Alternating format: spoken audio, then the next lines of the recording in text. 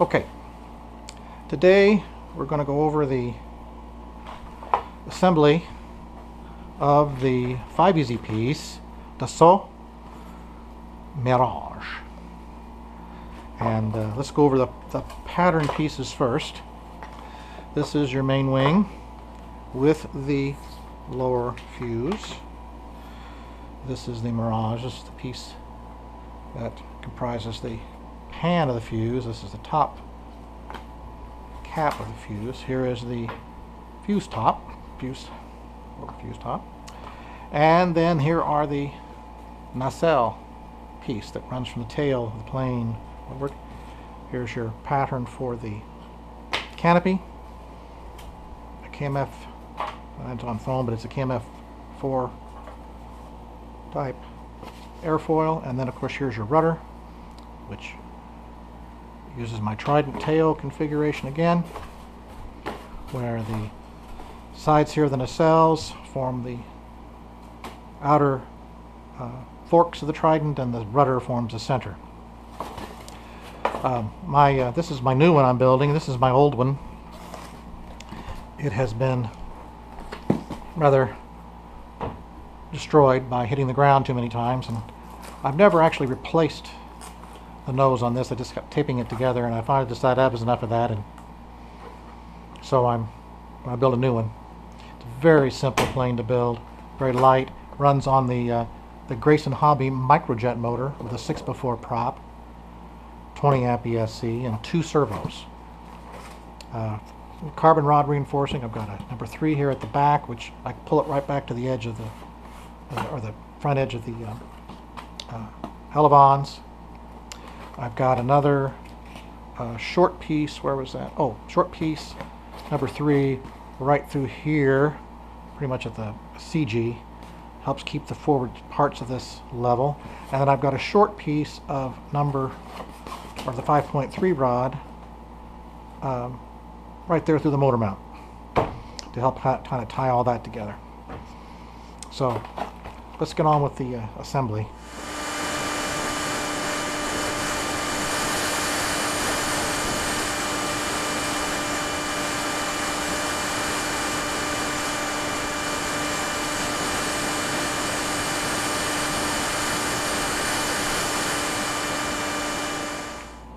Very easy to assemble. Once again, you start with the main wing. You take your pan piece, and it should be beveled, thusly. You cut it. This should have a bevel. In other words, like this, and the top part too, to receive to line up with this piece. So what I typically do is I put my like I've done here. I've just taken a number 5, a full length one, just to temporarily hold this together, tape it across to get the right width and everything. And I've got another. Do I have another one up in there or not? No, I didn't put the forward one in yet, but I will before it's over with. This I just stuck together with a little bit of tape, just to make sure it fits. And another thing I'm trying out, this is just a tabbed in piece, because I had a little trouble, even though there's no control surfaces back here, a little trouble with, and I've got all this reinforcing here more or less with the foam. So I had some trouble with this bending. So I thought, well, if we had a 3-point contact, by having an extension here, it might work better. So I brought another piece across and let it be clamped by, see, normally this fuse cap comes all the way down there, and it still could. I've cut it off just so I could work with this. Maybe I'll end up making it wider. So this is something in development, really. But let that maybe come to a certain point and then just stay the same width. And so these pieces can come in there and be glued. Maybe I'll have a little reinforcement in the way of a number 3 rod or something like that runs through there to help hold it. But this would give it a 3-point attachment, so that's just not hanging out there off the wing, and make it a lot sturdier. I've already checked with my prop clearance disc, and this will clear just fine. It's only about 3/4 of an inch or so wide. So it completes the spine of the plane there, doesn't leave a gap, but just gives it greater strength. So I think I'm going to do that, and that's something easily, as you can see on the pattern here, I've done it here. Something you guys can do easily and make that work for you too. Anyway, so you'll put the wings together, put your rod across, so you've got the rings all registered. These when you flip this over, both of these planes line up. This lines up, everything lines up as it should, so one's not ahead of the other one, which can cause lots of problems. You're going to bevel these. You're going to start here, butt end, and start little bit pieces of tape and to hold that on there so that you can then glue it together.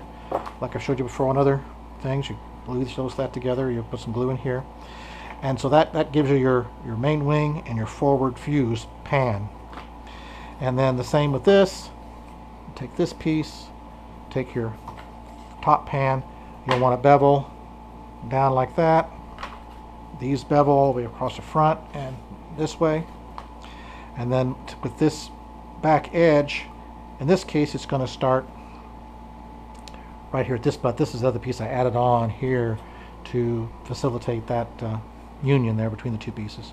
But with the pattern you have in your hand, that will actually start right there and go forward. Boom. And again, you want to make sure you start here at the same point and that one side doesn't get in front of the other one. That's what the critical part of getting these all cut out. Okay, correctly I should say. A lot of seamed.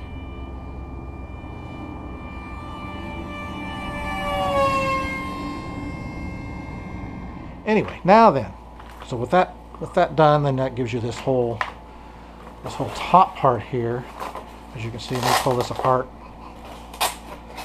very quickly. You can see this is your fuse. Then sits down in the slots on the main wing, right here along where that scorefold is. Boom, and there your fuse sits, and then it glues and tapes together, whatever like that.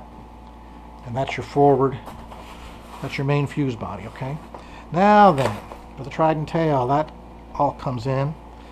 If you've looked at any of these other builds, you can see I bevel this edge of the tail on each side, this edge, and that hits this square edge here, as you can see on my tape together one here. See how that's beveled, and this edge is square, and so that just comes together, bang, like that. And that makes the trident tail. And of course you'll have a rod across there. It catches this at the center, and you want to measure that to make sure you're in the center and square, just like I did here, to hold that. Now you wouldn't have to run the rod. I did that. I just felt that this wing needed more strength, since I really don't have anything up here at the back, and that has really, I thought, really helped with the performance of the plane. Okay, so you've got all that. This piece comes, it notches here. That offset there fits into that offset, and there you go. Now then, this piece fits into the side of the fuse there like that, and then you score fold. You've got a score fold here and a score fold here on top. That turns this down so that we get our airflow back to the prop. Okay?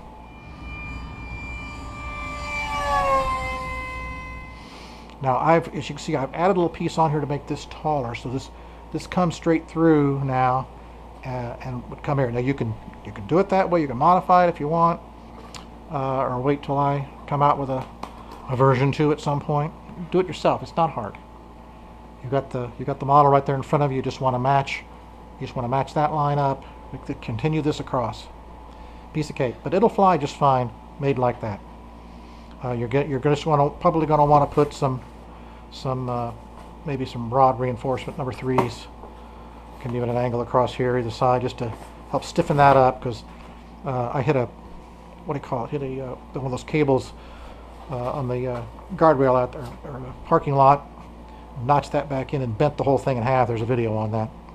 Anyway, so that's your main nacelles that comes in. Now this piece, there's 4 score folds, and that lets this bend around. And I didn't give you a tab point. I'm just going to let you kind of eyeball that. You bring this back up. This fastens back up here. That helps define the shape. And then these all come out like that, and you end up now within a rounded, well, I got it on here, it's kind of beat up, but you end up with more or less a rounded sort of air intake on the front, simplified, that brings air back, and it still gets around that edge there, of course. But this, as you can see on the videos of the plane, it flies very fast for a small motor. It's very light. It weighs what? Like did I put the weight on the thing in here? I did not. It weighs something like, I don't know, less than 19 ounces. It's no more than that, all assembled with a motor and battery. So it's very lightweight plane. And I think it's like 16 or 17 ounces, and the microjet static thrust on it is supposed to be in the range of like 22 ounces. So that's pretty good. Now the other thing you're going to want to do is these little pattern pieces I gave you here. These little, I don't know what you call them, fins or something. I made them out of a piece of plastic because they're very thin on the real one. They're not much to them, and that I just did a slit there level. I don't think I gave them any incidence up. Maybe slight incidence up, and pretty much kind of, well, they're slightly dihedral. I don't know why they're on there. I guess for stability or whatever, but I put them on there. And then I made these little triangles at the intakes to give it the more the Mirage look. And when you're using this little pattern I give you here too, is to help lay this out for your canopy look. And then also I end up that this hatch works out because your batteries, you're going to want, with the balance of this center of gravity, you're going to want your battery to be almost, well, basically it's going to come up maybe slightly past, depending on your how you like to balance your planes, how much it's going to stick past these nacelles, but it's going to be basically right down there. And so that makes a handy place to put the hatch. So you'll have your KF airfoils cut out here, top, bottom. This is the longer version for that. I think that's what that, yeah, why that's that way. Anyway, but you may want to cut it back just to let the air come through without hitting that. At any rate, that may not even be the one for this plane. I'm not sure where my pattern went, but that's where how your airfoils go on. So there it is, the 5 easy piece DASSAULT Mirage. I hope you enjoy it.